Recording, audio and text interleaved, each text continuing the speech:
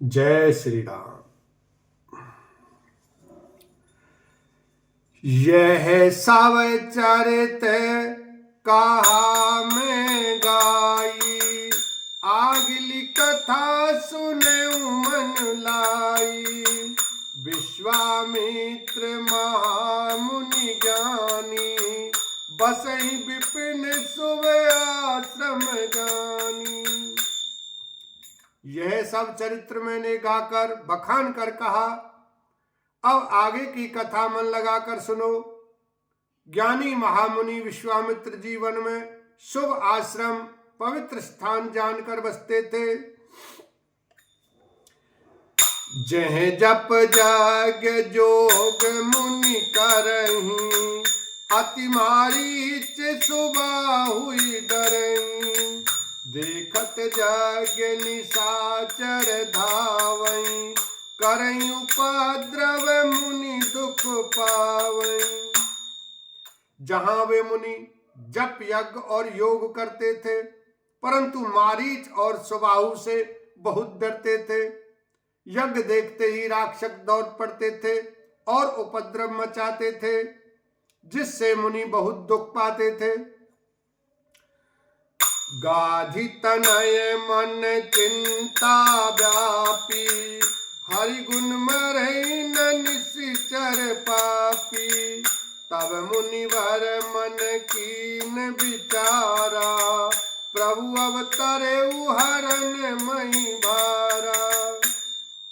गाधी के पुत्र विश्वामित्र जी के मन में चिंता छा गई कि ये पापी राक्षस भगवान के मारे बिना न मरेंगे। तब श्रेष्ठ मुनि ने मन में विचार किया कि प्रभु ने पृथ्वी का भार हरने के लिए अवतार लिया है। एहू मिस देखो पद जाई, कर बिनती आनो दो भाई। ज्ञान विराग सकल गुण अयना, सो प्रभु में देखत भरी नैना। इसी बहाने मैं जाकर उनके चरणों के दर्शन करूंगा और विनती करके दोनों भाइयों को ले आऊं। आहा, जो ज्ञान वैराग्य और सब गुणों के धाम हैं, उन प्रभु को मैं नेत्र भर कर देखूंगा। बहुविधि करत मनोरथ, जाति लाग नहीं बार। करि महजन सरऊ जल गए भूप दरबार। लखन सिया राम जय जय राम। बहुत प्रकार से मनोरथ करते हुए जाने में देर नहीं लगी।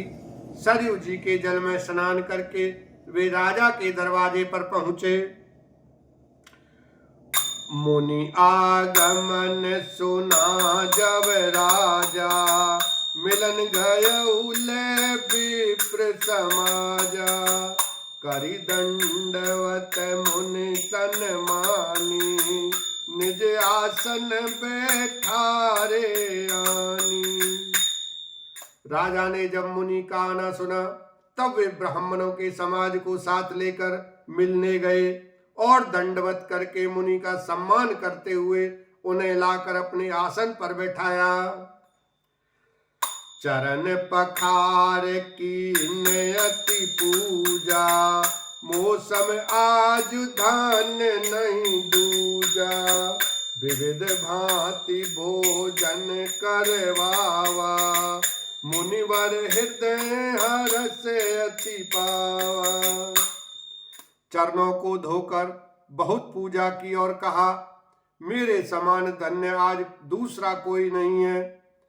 फिर अनेक प्रकार के भोजन करवाए, जिससे श्रेष्ठ मुनि ने अपने हृदय में बहुत ही हर्ष प्राप्त किया। पुनि चरणन मेले सुतचारी, राम देख मुनि देह विसारी। भय मगन देखत मुख शोभा, जन चकोर पूरन शशि लोभा।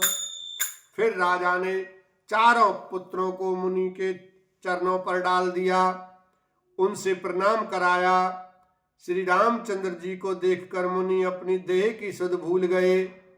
वे श्री राम जी के मुख की शोभा देखते ही ऐसे मग्न हो गए मानो चकोर पूर्ण चंद्रमा को देख कर लुभा गया हो।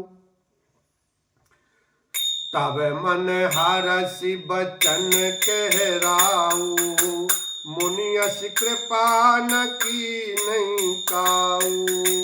केहि कारण आगमन तुम्हारा, कहु सो करत न लावऊं बारा।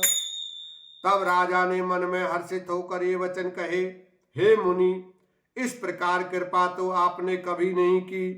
आज किस कारण से आपका शुभागमन हुआ, कहिए, मैं उसे पूरा करने में देर नहीं लगाऊंगा।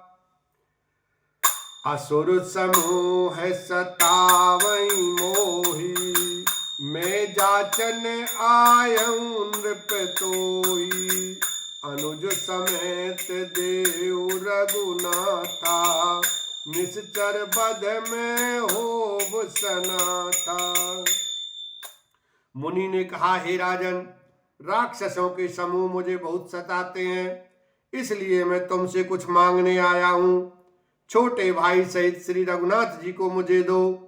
राक्षसों के मारे जाने पर मैं सनात सुरक्षित हो जाऊंगा। देहु भूप मन हर्षित, तजऊ मोह अज्ञान। धर्म सुजस प्रभु तुम को, इनके अति कल्याण। लखन सिया राम, जय जय राम। हे राजन, प्रसन्न मन से इनको दो, मोह और अज्ञान को छोड़ दो। हे स्वामी, इससे तुमको धर्म और श्रेयस की प्राप्ति होगी और इनका परम कल्याण होगा।